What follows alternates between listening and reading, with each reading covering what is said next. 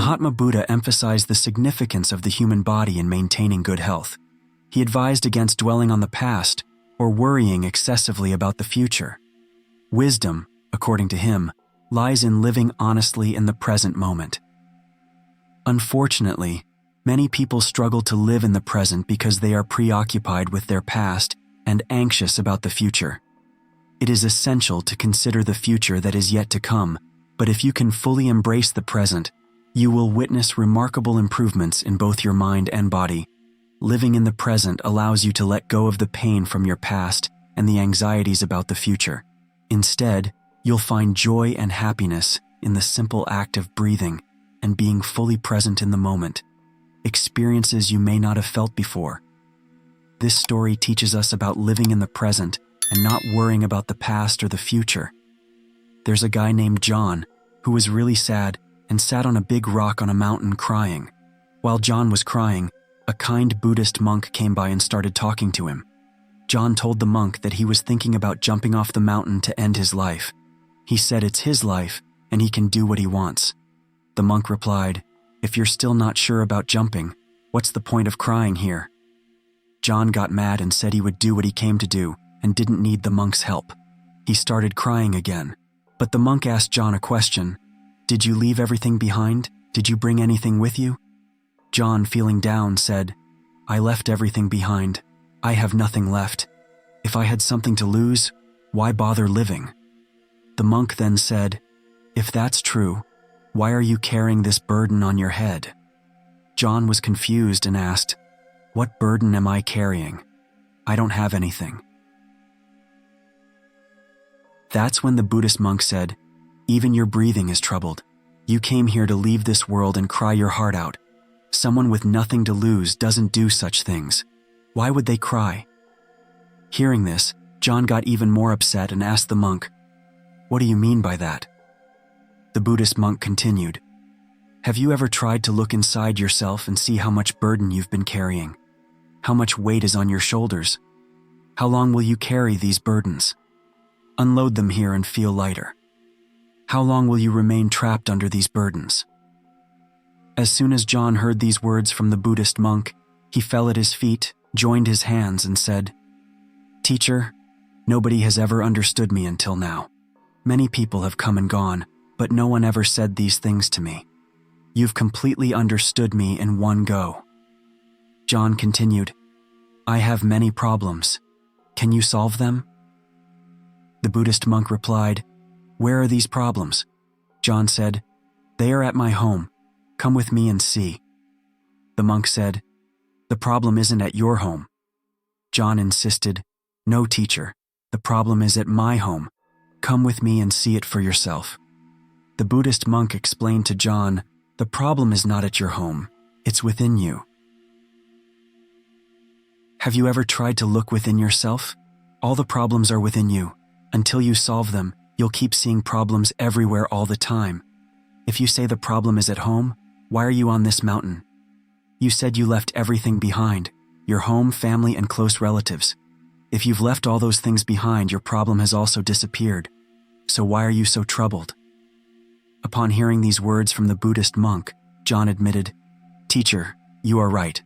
I understand what you're saying. The problem is within me. I'm not good at anything. Whenever I try to do something, I mess it up. Everything I touch turns into a mess.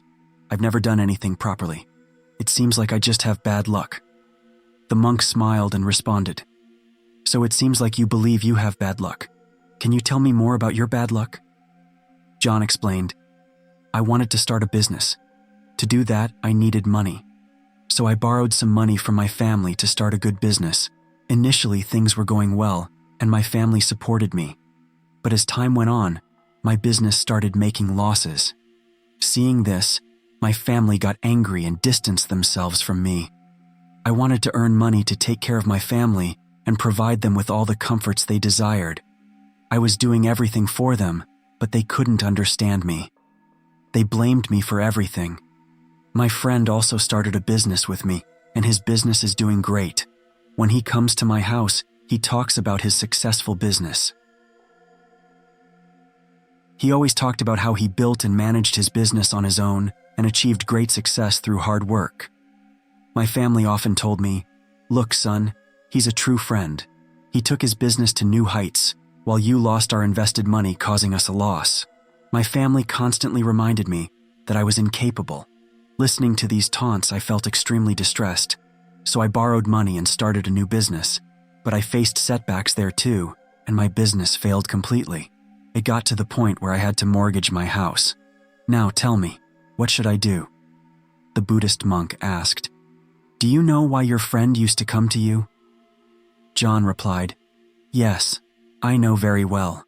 He used to come to put me down in front of my family. He criticized me and wanted to show that he was much better in business. He wanted me to feel bad about his success. I felt tormented and troubled. The monk then asked, Did you genuinely feel sad when your friend succeeded in his business while yours failed? John admitted, Yes, I felt sad when he succeeded, and it hurt me. I felt jealous and regretted it. The Buddhist monk said, So you would be happy if your friend also failed and his business collapsed? John hesitated but eventually agreed. Yes, I would be pleased. The monk smiled and told John, This means your happiness depends on your friend. He can make you happy or sad because you can't be happy or sad on your own. You've become a slave to your friend. In this situation, there's no solution to your problem because your happiness and suffering depend on the behavior of others. Your actions haven't changed anything for you, and I can't provide a solution to your problem. That's when John implored the monk, saying, Please don't say that, Guru. I have a lot of hope from you because you're the one who understands the pain inside me. You know it, you understand it. I humbly request you to provide a solution to this problem. The Buddhist monk replied, When we become dependent on others and attach expectations to them, we rely entirely on them. If I don't show you any path, you'll continue to be unhappy, crying like a sick person. But if I guide you, it might help you find a solution. However, remember this. Your friend, who talks about his business growth and hard work, making you sad, is sharing the truth about his struggles and how he succeeded. He's sharing his experiences with you. You can either use that experience or let it go to waste, generating feelings of envy. Wisdom lies in utilizing his experience, using your intelligence, and the knowledge you gain from his experiences. You should be grateful for the experience you're receiving, without even asking for it. Express gratitude to your friend because you're gaining knowledge and experiences you couldn't get from your own life. Move forward, face the struggles, and don't give up. One good thing about time, no matter how it is that it always changes. Whether the time is good or bad, it's certain to pass. But the key thing to understand here is that you need to stay alive to see these different times. When your good times come, you'll build your business through your struggles and take it to new heights. Then your friends will not just talk about their successes, but also about their failures. They'll share their failures so you don't make wrong decisions. If you end up facing ruin like them, use your intelligence instead of paying too much attention to their words, because at that time, they won't be there to make you happy, but to make you unhappy.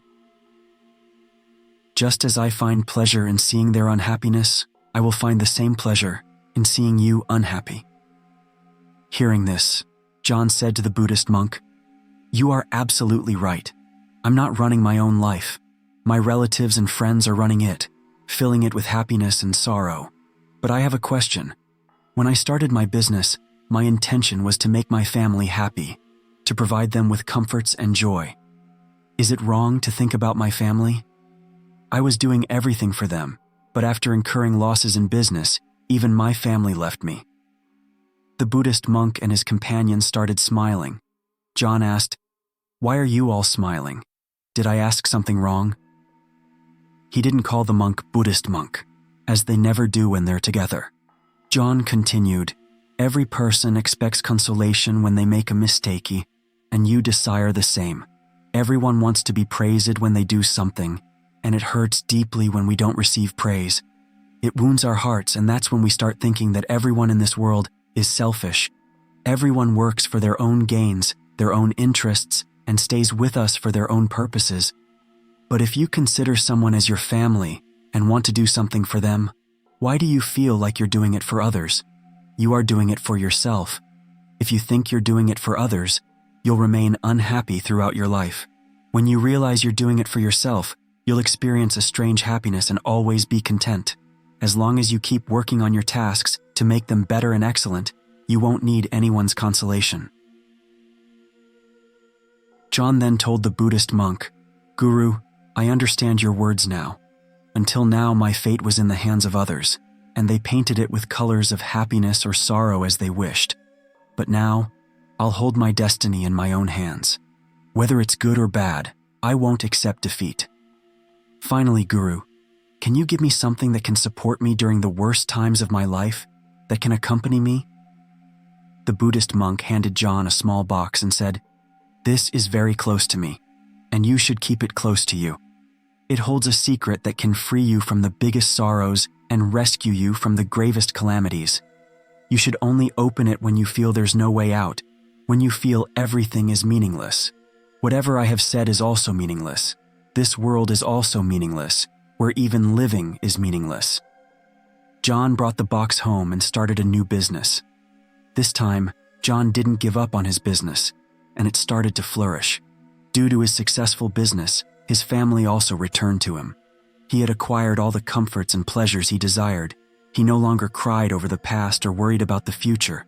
He focused on making his present even better. However, time always keeps changing. Just as bad times don't last forever, neither do good times. Once again, a good phase in his life came to an end. A neighboring state attacked the state he lived in and destroyed it completely. His business was also ruined. John began facing hardships with his family, and they had to move from one place to another. They were so destitute that they didn't even have money for food and drinks. Hunger led to his parents losing their lives, but he continued to wander with his wife and 2 young brothers, who were also sick, and he had no money for their treatment. He started realizing that all of this seemed futile. What's the purpose of living this life? The whole world felt pointless, and all the things those beggars told him appeared useless. Today, he had nothing left, and he felt like there was no purpose to live.